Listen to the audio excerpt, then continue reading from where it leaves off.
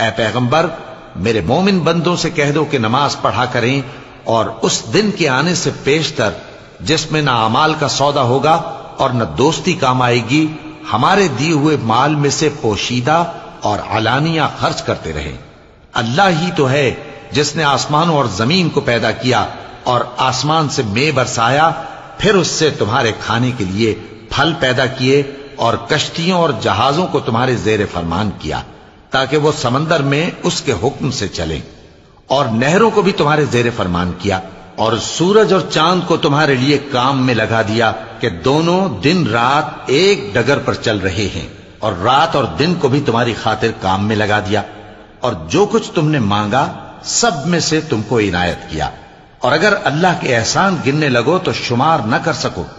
مگر لوگ نعمتوں کا شکر نہیں کرتے۔ کچھ شک نہیں کہ انسان بڑا بے انصاف ہے، ناشکرا ہے۔ اور جب ابراہیم نے دعا کی کہ اے میرے پروردگار اس شہر کو لوگوں کے لیے امن کی جگہ بنا دے اور مجھے اور میری اولاد کو اس بات سے کہ بتوں کی پرستش کرنے لگیں بچائے رکھیو، اے پروردگار انہوں نے بہت سے لوگوں کو گمراہ کیا ہے، سو جس شخص نے میرا کہا مانا وہ میرا ہے، اور جس نے میری نافرمانی کی تو بخشنے والا ہے، مہربان ہے۔ اے پروردگار میں نے اپنی اولاد ایک وادی میں جہاں کھیتی نہیں تیرے عزت و ادب والے گھر کے پاس لا بسائی ہے،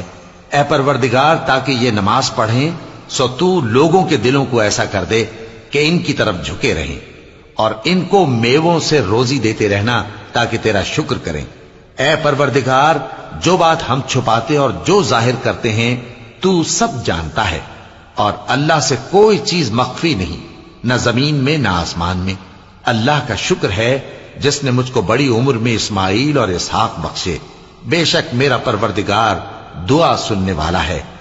اے پروردگار مجھ کو ایسی توفیق عنایت کر کہ نماز پڑھتا رہوں، اور میری اولاد کو بھی یہ توفیق بخش۔ اے پروردگار میری دعا قبول فرما۔ اے پروردگار حساب کتاب کے دن میری اور میرے ماں باپ کی اور مومنوں کی مغفرت کیجو۔ اور مومنوں یہ نہ سمجھنا کہ یہ ظالم جو کام کر رہے ہیں اللہ ان سے بے خبر ہے، وہ ان کو اس دن تک مہلت دے رہا ہے جبکہ دہشت کے سبب آنکھیں پھٹی کی پھٹی رہ جائیں گی، اور لوگ سر اٹھائے ہوئے میدان قیامت کی طرف دوڑ رہے ہوں گے، ان کی نگاہیں خود اپنی طرف لوٹ نہ سکیں گی،